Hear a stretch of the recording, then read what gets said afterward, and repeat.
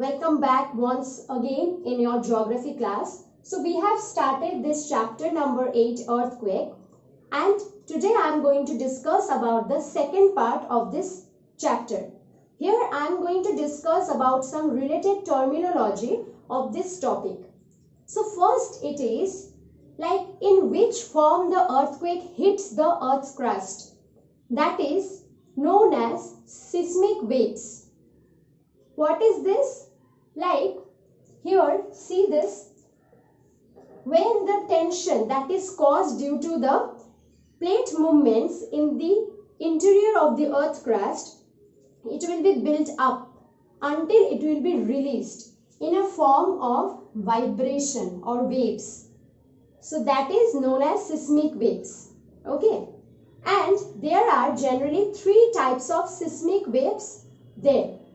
We will discuss about this later on. Before that, let's focus here. What is this seismic focus? Like, because we know if it is earth crust, we know that below the earth crust generally the earthquake occurs or it has originated from this point.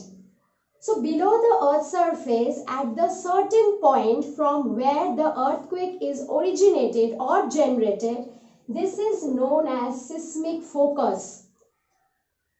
That means seismic focus will always be beneath the earth's surface or below the earth's surface. Okay, see, from this seismic focus, the waves, they are generated. And like this, they will also hit the surface of the earth. Then only we will feel the vibration. Before that, we will not feel that. Now, if it is seismic focus and from here, one waves, it will come and it will hit the earth crust directly at a 90-degree angle. Then this point that is present over the earth crust, that is known as epicenter. So epicenter is the shortest distance between, shortest distance from seismic focus. What is that? This is nothing but the point on the earth's surface where first we can realize the earthquake's vibration. Okay.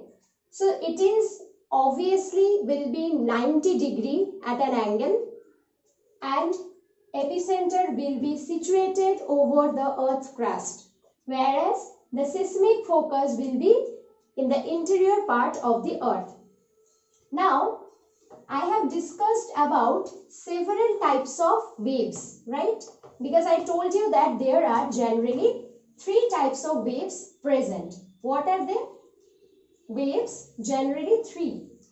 Number 1, it is P wave. Number 2, it is S wave. And number C, you can say L wave. P and S, this both are the body wave. P wave and S wave both are body wave and L wave is known as surface wave. Now, P wave means what? P means primary. The wave that is recorded on seismograph for the first time, then it is known as P wave or primary wave. It is generally the fastest wave of the earthquake. Okay, and this wave can pass through liquid, solid and gaseous form. And what is the basic characteristics of P wave? They are generally compressional wave. When the P waves will move, it will move in the direction of the movement of the wave, like it will move horizontally, and when it will move, somewhere it will be compressed, somewhere it will be expanded, like this. This is the basic form of P wave. So done. Next is S wave. S means secondary wave. That means obviously after P wave, this S wave will be recorded on seismograph. Now what is S wave? It is generally slower than P wave, and S wave cannot travel through all the layers or through all the states, like it can only travel through liquid form.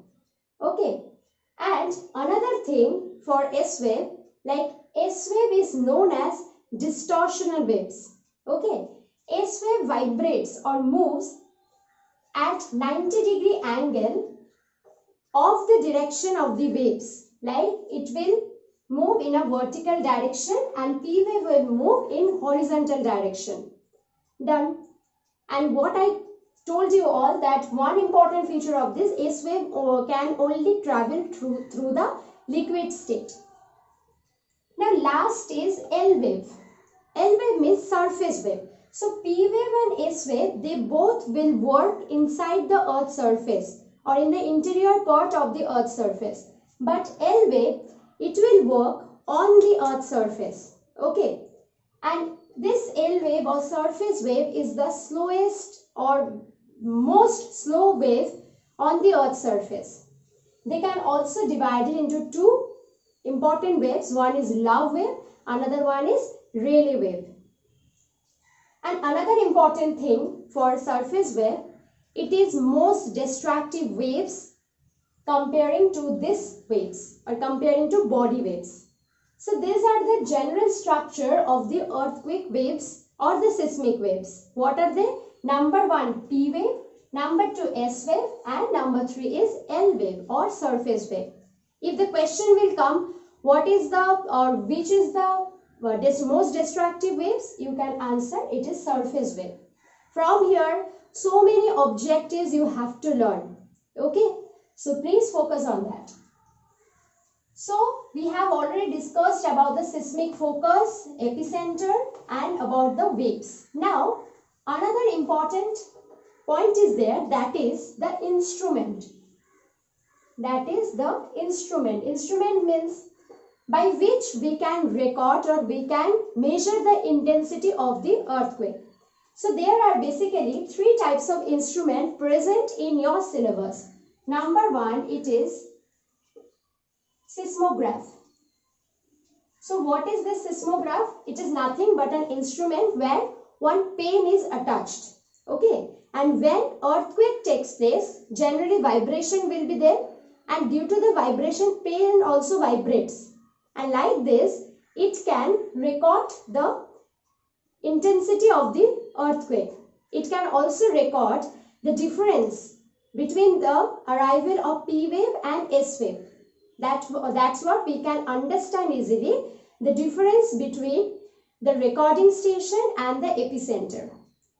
Okay, so it is the most primitive method. Nowadays, due to the technological development, we have so many good equipment to measure the intensity of earthquake. So this is first one. Then number 2, it is Richter scale. Richter scale.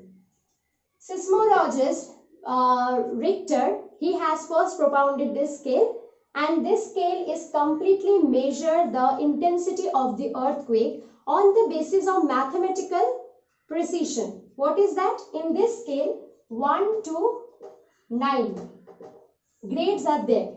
Okay, so when you are just crossing 1 to 2, then what will happen? The intensity will be increased by 10 folds. That means if now the rate of or the intensity of earthquake is 5, okay, and next earthquake's intensity is 6, that means last one or the later one is 10-fold more destructive than the previous one. So when in this scale you are crossing just one line or one grade, that means the intensity of earthquake is getting increased by 10 times. Okay? Okay. Now, Richter scale is done. Next is Mercalli scale. Mercalli scale is also used for the measurement of the intensity, but it is generally used as an observed manner. Okay, and in Mercalli scale, there the grades are 1 to 12. But if the question will come, which is the most used instruments to measure the intensity of the earthquake, you can write the Richter scale. It is commonly used. Okay, so these are the basic instruments: seismograph, Mercalli scale and Richter scale. Please go through this thoroughly, and from here there is a huge chance to count the objectives in your boards. So I'll expect that you all will cover up the objectives from here also. So in the last part, or in the third part of this chapter, I'm going to discuss about the effects of the earthquake. Till then, thank you.